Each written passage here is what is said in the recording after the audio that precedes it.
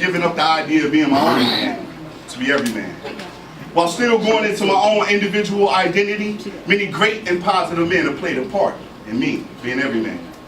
Therefore, I see myself as a light rather than the darkness related to being ebony. This worldwide African-American and hip-hop culture gives me extra dominance in all arenas easily.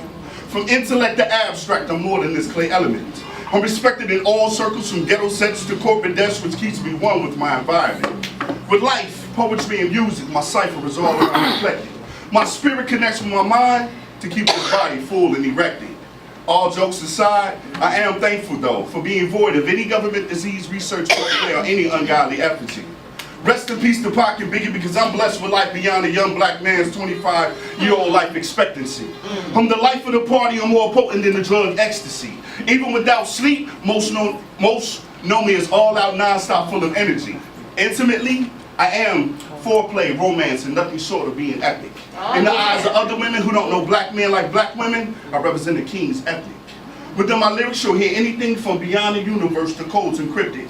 People use your name in vain. I want that. Those who have faith in you sometimes go astray through all the ups and downs, the joys and hurts. For better or worse, I still will choose you first. You better say it. So everybody wanted to know about me in this thing called love. See, I'm well aware that the history of my love life to most is a mystery, and quite frankly, I really don't care to share this part of me, but today, I'm feeling fancy free. So allow me to paint a picture with my transparency.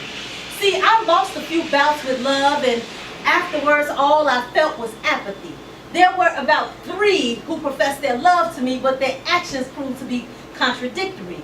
They left my heart bloody and raggedy while love stood on my chest with both hands raised in victory. So because of love, I was bitter and angry, and ever since it left me in a fetal position, practically drowning in my misery, I avoided love like plague because I wanted Cupid to miss me with all of his trickery.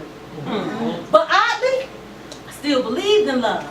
And right now I pray that Cupid would grant me just a little bit of sympathy and put away his artillery as I dig into my memory and think about love. And while I leave the bad memories undisturbed, I'm overwhelmed by thoughts of the kind of love I want to deserve, and no longer can I accept love in the form of mediocrity.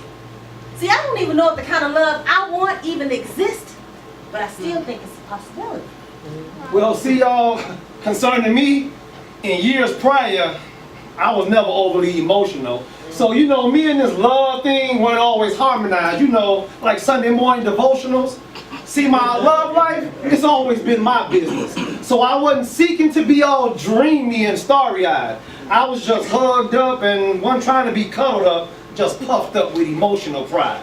See, everything for me, let me be honest, it was physical. This I will admit. So a sight, a touch, maybe an embrace, and sometimes even tasting a bit.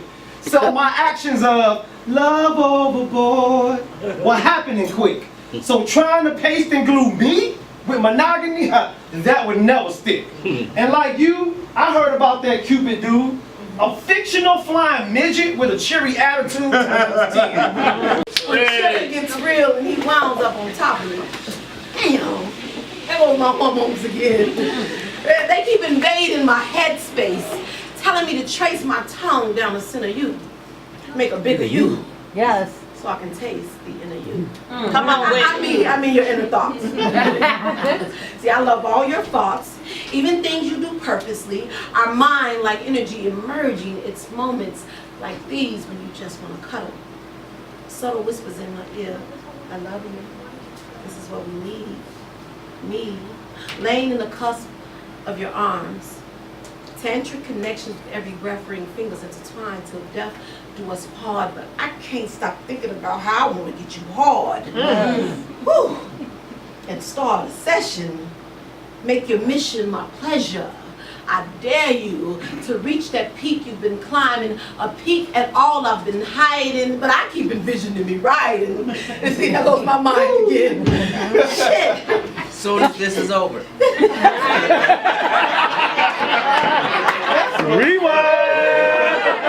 I continue to underestimate my oppressor and never overreact to his evils. Statistically, I surpass my life expectancy, crushing the fallacy of a self-destructive need to be killed or placed behind more tangible bars than those placed around our lives every day. I escaped, found freedom in being me.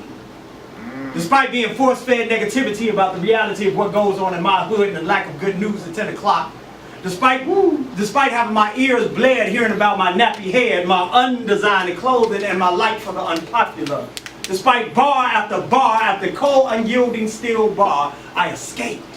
Found freedom in being me without popular gym shoes or the latest name brand pieces, without fat cash or the ride to do pretty much whatever I needed, without a fat blunt or a fat booty, without equal rights or equal opportunity, with a second-class public school education and a first-class rearing, I escaped. Come on. I escaped the ignorant bliss that came in more forms than God had names to call.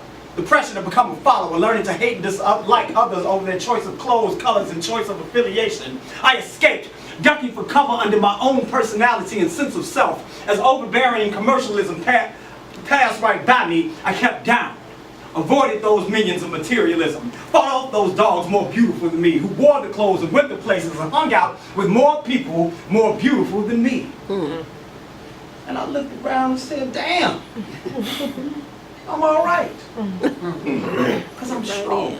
Because I escaped through that mile-long drain pipe of sewage that they call normalcy, broke free and refused to accept shackles placed on me, shackles that I would know my place in this society, shackles that I sometimes placed on myself. Shackles that would hold me down to a low level of satisfaction where I would realize I could only rise so high and never fly. Shackles that would render me immobile as I was unmercifully beat by images of busted black drug dealers, killers, and rapists on the news every day. Images of This you gotta understand why I had the nickname her Cinnamon. She inspires the sin in men, but of course she bagged the fault for me. Because of my alleged player ways, and I can admit that sometimes I'm all about this. The way I ease my way into their houses, by complimenting their blouses, come up to their mouths quick with an aroused dick, like how's this? What we share can't be a 69. It has to be a 138. Come on. Every time we get down, it's like watching sex tapes. It's pure, unbridled energy with intensity. There's no holding back this chemistry. See, because your wish is my command. That's what's up. But understand, after what I deliver, you're going to continue wanting me. As you're receiving sexual quality and quantity. I'm constantly giving you orgasms constantly. So I'm asking honestly, how many nuts can you handle? Lots. None of that quick in and out stuff like vandals. Let's open the curtains so the neighbors know more than my name. They tune in weekly like they watching the episode of Scandal. But you're both my first lady and my mistress. So I'm focused on handling business. I got this. No more of you attempting to control me. Since you've been trash talking so openly, provoking me, say open them legs and move them hands. I'm going all the way in about to play baseball with your ovaries. Wow. And hopefully, Baseball? you can handle all the inches. As we get down and dirty like passionate soldiers in the trenches. And since it's you who set this mood, I'm now hungry and ready to consume some of that brain food. And there's no pausing or stopping or halting this groove. I'm trying to dive in so deep that my tongue gets lost in your fallopian tubes. There's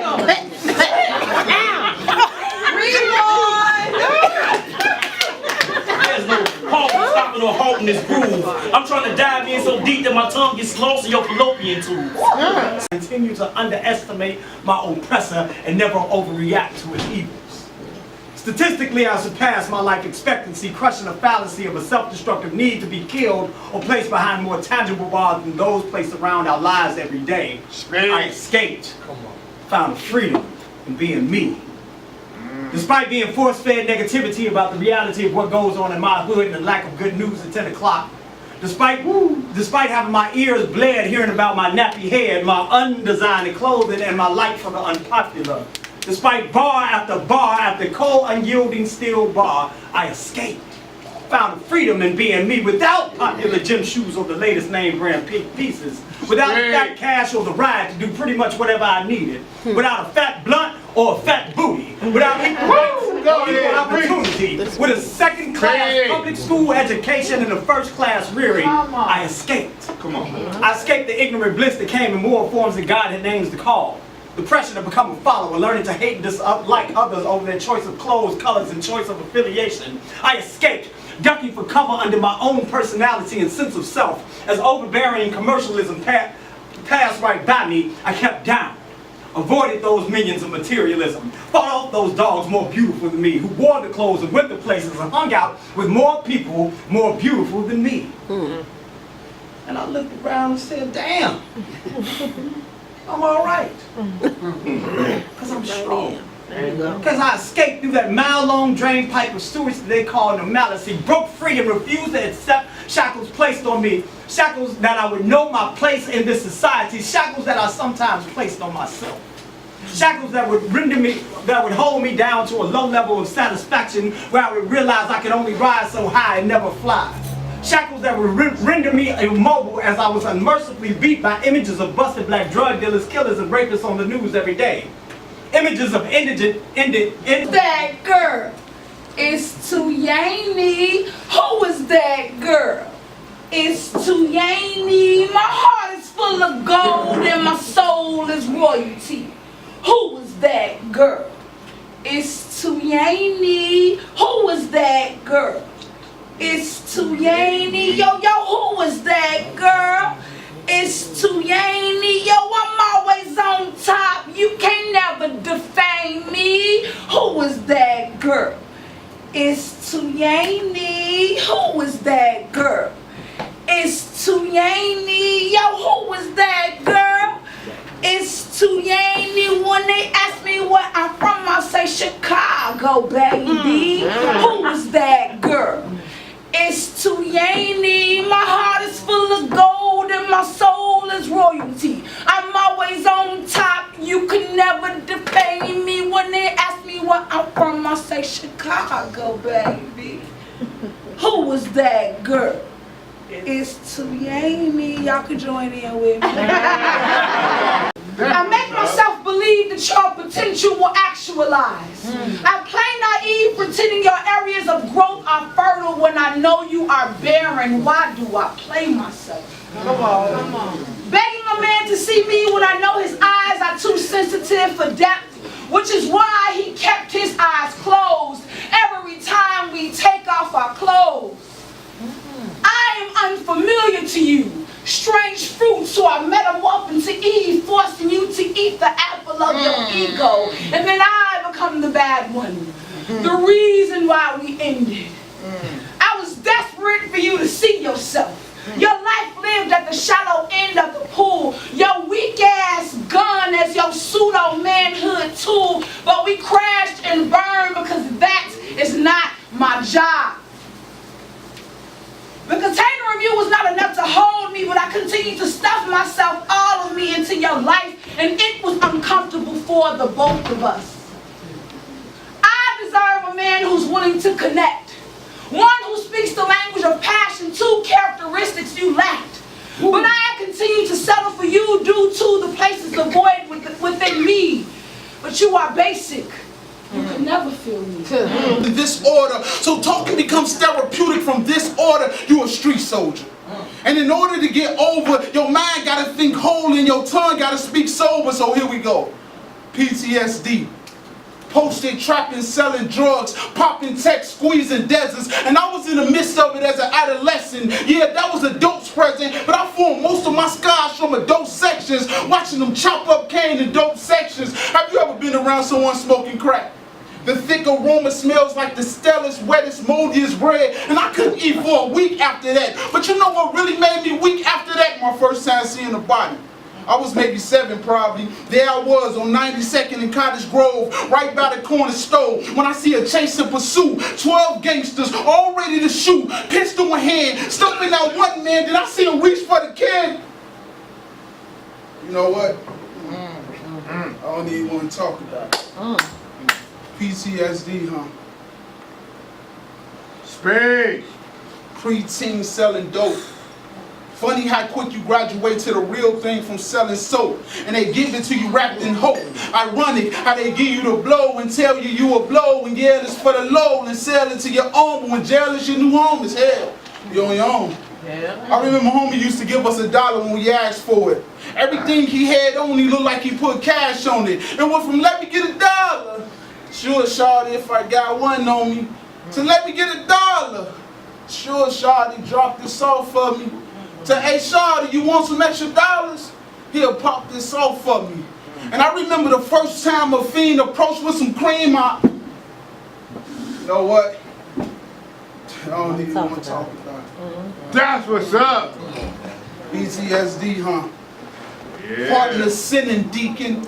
But it's too much money out here, and me and my guys eating, and no one ever put a price tag on our worth. They say you gotta die to see heaven, but I want to see it here on earth. And no, we don't do songs, but we read tatted out songs on forearms and pray to the same God when it's wartime in sight. One time it literally rained bullets for 40 days and 40 nights, because we was the only block flooded when it was drought season. But don't look at that as a heathen. Shorty's forsaking Jesus, sending me and the God with that 30 piece and it's foolish. Forsaking Jesus, sending him to God for 30 pieces like Judas. And I try to talk to him, but it's like I'm speaking in code. I was broken, dragged through the mud, lost loved ones, and I never denied God. I was on my job. What am I speaking in code? I said I was broken, dragged through the mud, lost loved ones, and I never denied God. I was on my job. But look, they try to talk.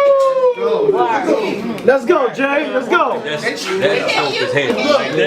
They try to talk to me and say, run to the church, and I'm looking like, even is it worth it? Because even Moses taught me that a holy staff can turn into serpents. And I know the devil trying to impact my life, and I'm looking at God like, you know what? I don't even want to talk about it. My girlfriend my girlfriend say, how did you heal if you never talk about it? All you do is talk around it. You live the life that most of these people would consider astounding. And it's still, I don't even want to talk about it, you know? I understand. Nice. I understand.